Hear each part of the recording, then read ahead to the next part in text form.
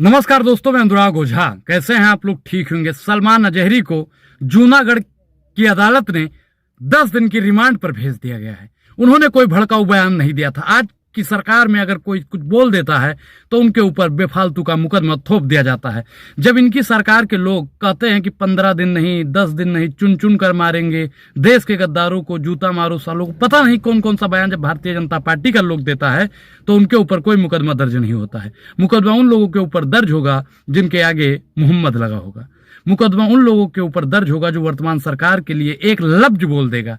मैं आपको साफ और स्पष्ट बता दूं कि उन्होंने कहा था कि कुत्तों का वक्त है, हमारा दौर आएगा। उन्होंने ये बात फलस्तीन और इजराइल को बताते हुए बताया कि अगर इस्लाम को खत्म होना होता तो करबला में खत्म हो गए होते। लेकिन आज की सरकार ने साहब उसे हिंदू और मुसलमान करके सलमान अजहरी जी को भेज दिया अपने अड्डे पर, क्योंकि उनका जो अड्डा है जहां पे सबको भेजेंगे। एक दिन लगेगी आग तो आएंगे कई घर जद में, यहाँ अकेले हमारा ही मकान थोड़ी है, किसी ने सच ही लिखा था। आपको मैं बता दूं कि कुछ लोग इस लिए नहीं बोले कि अगर बोलेंगे तो मारे जाएंगे। देखो साहब, मरना तो एक दिन है। और मैं एक चीज आपको बता दूं कि बोलता वो है जिनमें जान होती है, अकड़ तो मुर्दों की पहचान होती है। तो आप लोग बोला जरूर करिए। आज सलमान अजहरी ने बोला तो उनको भले ही जेल में भेज दिया जाए, रिमांड पर भेज दिया जाए, लेकिन जब आने वाली पीढ़ियां होंगी ना साहब, तो आपसे भी सवालात करेंगी जब सलमान अजहरी को रिमांड पर भेजा जा रहा था तो आप क्या कर रहे थे। मेरे जितने भी मुसलमान भाई हैं, जितने भी देशभक्त भाई हैं, वो हिंदू हैं, मुस्लिम, सिख हैं, ईसाई हैं, जितने भी मेरे हिंदू भाई भी हैं, मैं जानता हूं कि वो भी सत्य के साथ में खड़े होते हैं।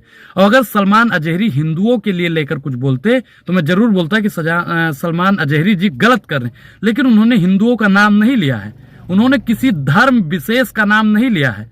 साहब, आपको याद होगा कि जब उनको पुलिस लेकर जा रही थी अहमदाबाद से जूनागढ़ के लिए, तो उनके जो समर्थक थे उन्होंने लाखों करोड़ों की भीड़ इकट्ठा कर दी थी।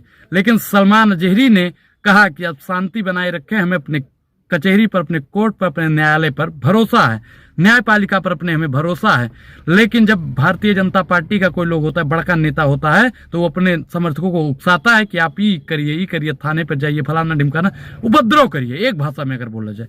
लेकिन आज के डेट में अगर देखा जाए ना साहब, तो मुझे लगता है, मेरा पर्सनल विचार है कि सलमान अजहरी के साथ में जो हो रहा है बहुत ही निंदनीय है। कि कविताकार अगर कविता नहीं पढ़ेगा साहब तो क्या करेगा? अगर शायर मुशायरा नहीं करेगा तो क्या करेगा? चरण चंबुकम करना तो मुशायरों का काम नहीं होता। एक से बड़े एक कवि हुए हैं, एक से एक धुरंधर हुए हैं, जिन्होंने एक से एक बढ़ के राजनीतिक कटाक्ष भी किया। एक हमारे मित्र हैं, उन्होंने तो लिखा है कि चोर उचक्का डाकू हुई हैं, तब हूं उनके सम्मान करो, भरी दोपहरिया में लाइन लगा के 100% मतदान करो।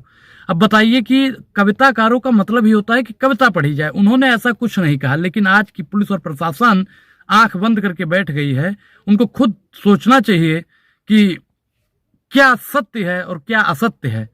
उन्होंने सिर्फ इजराइल और फलस्तीन को लेकर जो बताया कि करबला में अगर इस्लाम को खत्म किया जाता तो करबला में ही खत्म हो गए होते। और मैं कहता हूं कि मुगलों का इतिहास वर्तमान सरकार को पढ़ना चाहिए, मुसलमानों का इतिहास पढ़ना चाहिए। मैं बीर अब्दुल हमीद के बारे में आप लोगों को बताऊंगा। जो बीर अब्दुल हमीद थे ना, पाकिस्तानियों को चना चबुआ दिए थे। अब्दुल गफ्फार खान, जब जलियांवाला बाग हत्याकांड हुआ ना साहब, तो अंग्रेजों ने कहा कि पठान भाग रहे थे इसलिए हमने गोली चलाई।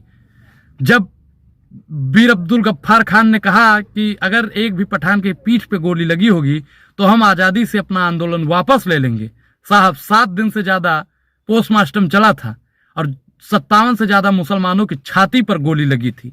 आप बताइए कि मुसलमानों को आज के समय पे इतना टारगेट किया जा रहा है, इतना टारगेट किया जा रहा है, जिसकी जितनी भी निंदा की जाए उतनी कम है। वर्तमान सरकार को सोचना चाहिए। वर्तमान सरकार तो कहती है कि सबका साथ, सबका विकास और सबका विश्वास। मैं उसको एक लाइन याद दिलाऊंगा कि सभी का खून शामिल है यहाँ की मिट्टी में, ये हिंदुस्तान किसी के बाप का थोड़ी है। न तेरा है न मेरा है, ये हिंदुस्तान सबका है। नहीं समझी गई बातें तो फिर नुकसान सबका है।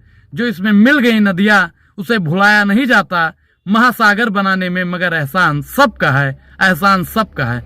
तो ये आप लोगों को सोचना साहब बहुत ही जरूरी है, क्योंकि अगर आप लोग समझेंगे नहीं ना तो ये आग एक घर से लगी है, ये आग एक घर से लगी है, ये धुआं पूरे देश में न छा जाए तो साहब कहना। अगर आप लोग आज नहीं बोले ना तो आज सलमान अजहरी गए हैं कल अनुराग ओझा की भी बारी है, परसों आपकी भी बारी है, सबकी बारी आएगी। जैसा मैंने बताया कि लगेगी आग तो आएंगे कई घर जद में, यहां अकेले हमारा ही मका थोड़ी है। तो सबका नंबर आएगा साहब, आज उनका है, कल आपका आएगा, परसों हमारा आएगा। तो इसलिए आप लोग बोलना जरूर सीखिएगा। वर्तमान सरकार के लिए भी बोलिए कि वर्तमान सरकार गलत काम कर रही है। सलमान अजहरी ने तो कुछ नहीं गलत बोला है। मैं कहता हूं, पूरे दावे के साथ मैं कहता हूं, मैं उनका पूरा समर्थन करता हूं, मैं उनके साथ खड़ा हूं। और जितने भी लोग ऐसे हैं ना जो अपने आप को अकेला समझते हैं, अनुराग ओझा उनके साथ खड़ा है। आप लोग अनुराग ओझा का सपोर्ट करिए और अनुराग ओझा आपके साथ पूरी ताकत और जोश और जवास के साथ में खड़ा है। किसी के भी साथ में गलत होगा, वो हिंदू हो, मुस्लिम हो, सिख हो, ईसाई हो, अनुराग ओझा उनके साथ डट के खड़ा रहेगा। अनुराग ओझा ही नहीं देखेगा कि हिंदू है कि मुसलमान है। अनुराग ओझा हक व अधिकार की बात करेगा, सत्य की बात करेगा, धर्म और मजहब की बात अनुराग ओझा नहीं करता है। और अगर सलमान अजहरी हिंदुओं को टारगेट करते, हिंदू का नाम लेते, तो अनुराग ओझा भी सलमान अजहरी के विरोध में रहता। लेकिन उन्होंने किसी का नाम नहीं लिया है, किसी की भावनाओं को आहत नहीं किया है। तो आप लोग भी सलमान अजहरी का अगर सपोर्ट करते हैं तो अपनी प्रतिक्रिया दें और वीडियो को ज्यादा से ज्यादा शेयर करें। और अभी तक आपने हमारे चैनल को सब्सक्राइब नहीं किया तो सब्सक्राइब करिए, ज्वाइन करिए और वीडियो को ज्यादा से ज्यादा शेयर करिए। शुक्रिया, धन्यवाद। अब अनुराग ओझा को दीजिए इजाजत।